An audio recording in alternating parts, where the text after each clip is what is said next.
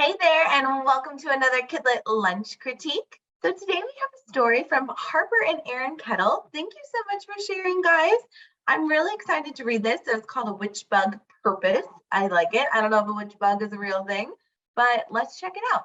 They would like to know word count and making the most of it without illustrating.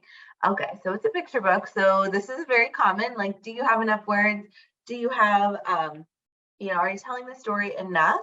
I see we have some illustrator notes and some pagination. So I would it depends on what you're trying to do with this. If you're going to self-publish this and you're going to be giving instructions to an illustrator, this is totally fine. If you're planning to send this to an editor or an agent, I don't know that I would do this because it's pretty distracting, especially with the numbers here. You can just delete these. If you do need an illustrator note, you can just shift it off to the right. So you would right align it instead of putting it off in here. And then when you have a color like blue, it stands out. And so I would just do like gray or a light gray because then it blends in. The goal with an illustrator note is to make it as invisible as possible. So then when they need it, if they need the reference, it's there, but it doesn't distract from your story.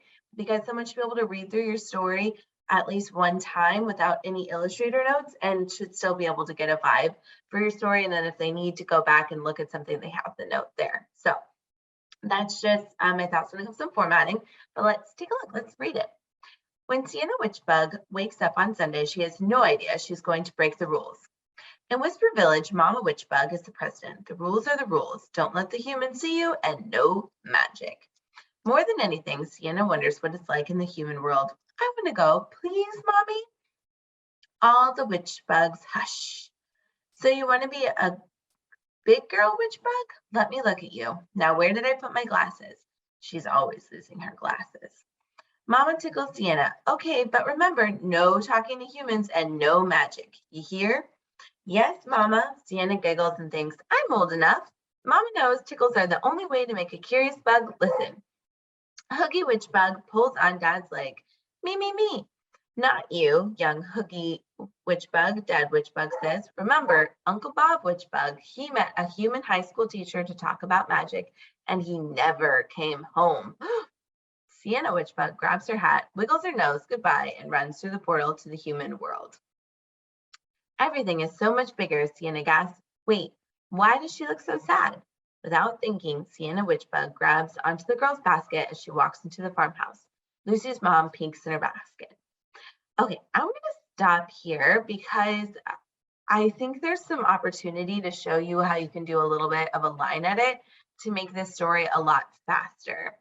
So we're just going to make a copy of this and I'm going to walk you through how you would do that because it's taking a long time to get into the story. So I think that's where your word count is in question. Let's see, how many words is even in this story?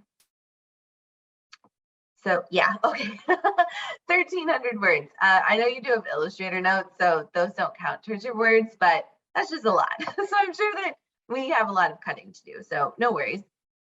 And so I would start by cutting out this because this first line is not serving you. In Whisper Village, Mama Witchbug is the president. The rules are the rules, don't let humans see you and no magic. I love that. I love that you're dropping us right in there. You're really kind of getting us into, okay, well, the rules are the rules. We're going to break them. Like you're setting it up really great. But this is not serving you either because we need to have the contrast here. So Sienna is our main character, but we immediately said Mama Witchbug is the president. So we need to establish that Sienna is the main character and that she doesn't like the rules. She doesn't agree with the rules because you have Sienna wonders what it's like in the human world. Well, the rules aren't that she can't. It is don't let them see you and no magic. So how can you rephrase this sentence to align better with that first sentence? That's what you need to do. And I don't know if you should say, I want to go, Mommy, please, because again, it's not serving you. It's not moving it forward because no one's saying that they can't go. They're saying that you can't see them. So you just need to set it up like Sienna prepares or Sienna's ready or Sienna's going for her very first outing into the world. And then her mom would say, you know the rules, make sure no one sees you, and no magic. Be like trusting you, you know, we're setting it up, like we're going there. So this should be very quick. It should be very, very, very quick. So like this is not needed. Those not needed, because you know talking to humans, no magic, that's what you need. And so you need to rework these two lines to align with this line and this line. Yes, Mama, Sienna giggles and thinks I'm old enough. Totally a kid line, love that. I don't think that this is needed either, because when we get too many characters in a picture book, it slows down your pacing, it distracts from the whole goal here, and it's not necessary, it's not needed. Like, she doesn't need this hooky witch bug to go with her unless he somehow is going to aid in her story.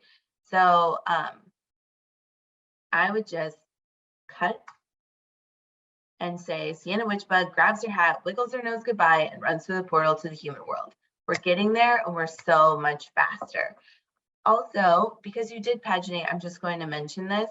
There's way too much text that you're trying to put on a page. We also don't do double page spreads continuously throughout a picture book when we create picture books. So studying illustrations and studying the flow and studying the pacing is important.